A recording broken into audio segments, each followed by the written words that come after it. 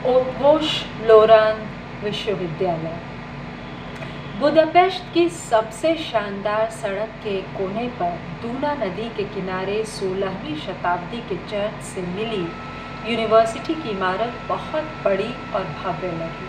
ये तो है दोस्तों, मैं अभी गई नहीं, कल्पना कर सकती हूँ, गूगल पे देखा, लेकिन चूँकि मैं सनी बफलो में भी पढ़ी और मतलब उन्हीं से प्रेरित रही है मेरी कविता। इन इमारतों से मेरा वादा था, या इन इमारतों का मुझसे वादा था कि वो बचा लेंगे।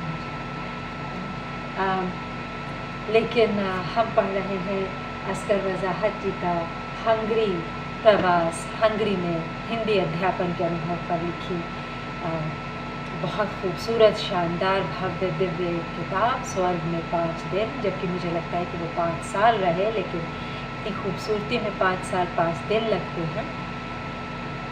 और मैं बीच में ये सब इसलिए कह रही हूँ कि जाने की तैयारी कर रही हूँ और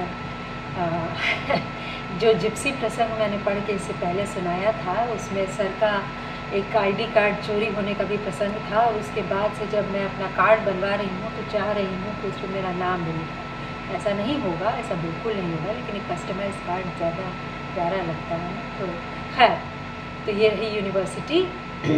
आइए अंदर चलते हैं। पहली बार उसे देखकर प्रभावित हो जाना मेरे जैसे आदमी के लिए स्वाभाविक ही था। मारिया जी के साथ पहली बार यहाँ आया था तो यह दुनिया ही नई लगी थी। पोर्टिको में लिफ्ट लगी थी। छोटी सी लिफ्ट सिर्फ अध्यापकों के लिए थी। लिफ्ट के एक ऑपरेटर भी थे जिनकी उम्र लगभग 50 साल थी। वही लिफ्ट के बटन दबाते थे, किसी और को यह अधिकार न था। उनका बेहद गोरा रंग और दोहरा बदन था। वे टिपिकल हंगेरियन लगते थे। 4 मंजिला इमारत के चौड़े चौड़े बरामदे और ऊंची छत वाले बड़े कमरे थे। ये कितना दिलचस्प है। छोटी सी लिफ्ट केवल अध्यापकों के लिए थी, और मेरे अमेरिकी अनुभव में ये शामिल है कि लिफ्ट में एक किस्सा शुरू हुआ इतालवी लड़की से भेंट मुलाकात और हल्की सी छिटपुट बहस का, कि जो मतलब जिसके अद्भुत परिणाम हो गए। लिफ्ट के एक ऑपरेटर भी थे जिनकी उम्र लगभग 50 साल थी। वही लिफ्ट के बटन दबाते थे। आपको हल्का हल्का वे दिन याद आ रहा है, निर्मल वर्मा का जो उपन्यास है जिसमें एक जो गेट कीपर है जो चिट्ठियाँ भी रखता है। चौथी मंजिल पर इंडो यूरोपियन स्टडीज़ विभाग के 2 कमरे थे। एक कमरे में अध्यापक मतलब मारिया जी और मैं बैठते थे, दूसरा कमरा क्लासरूम था। विभाग का मुख्य कार्यालय और विभागाध्यक्ष का कमरा तीसरी मंजिल पर था। हंगरी के ओटवोश लोरान विश्वविद्यालय का इतिहास बहुत गौरवशाली है। सन 1635 में स्थापित यह विश्वविद्यालय आज तक कार्यरत है। यह हंगरी के बहुप्रतिष्ठित विश्वविद्यालयों में गिना जाता है।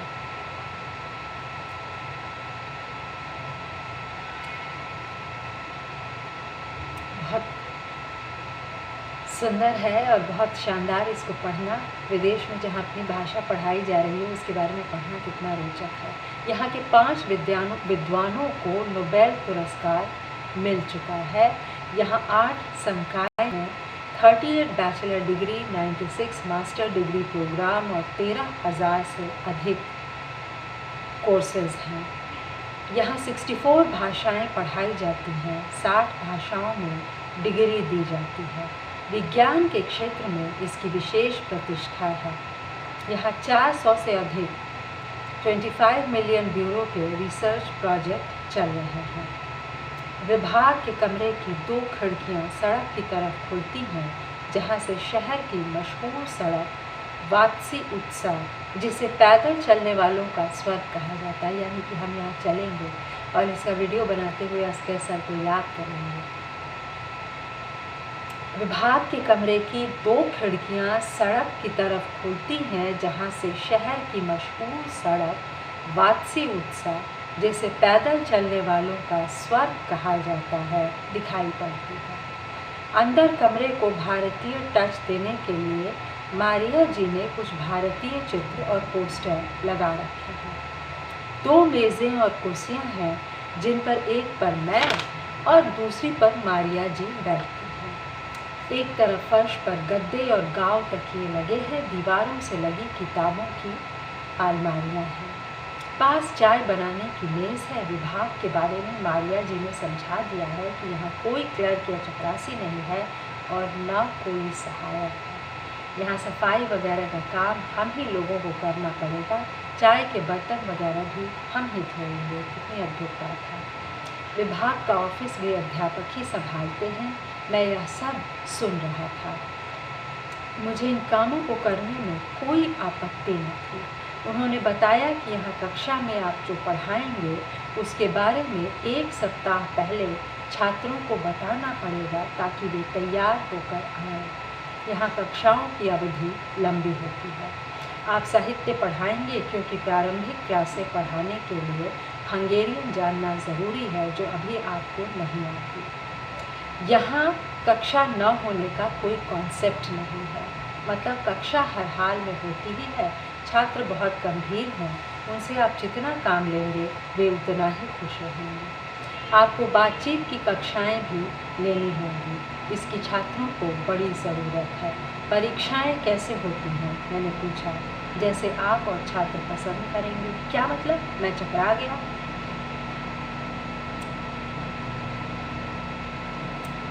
कितना बढ़िया है ना?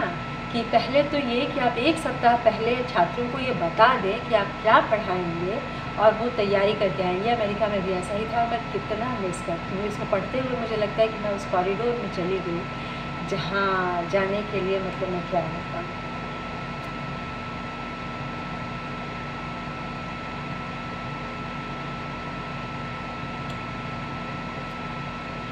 परीक्षा का कोई बंधा टका नियम नहीं है। छात्रों को 5 नंबरों में से नंबर देने होते हैं। उनके लिए आप चाहें तो प्रश्न पत्र बनाकर दे सकते हैं या चाहें तो पूरे वर्ष प्रश्न देते रहें और उन पर नंबर दें जो बाद में जोड़े जा सकते हैं। या आप और छात्र चाहें तो बिना परीक्षा लिए मतलब पूरे सेमेस्टर की परफॉर्मेंस पर नंबर दे सकते हैं।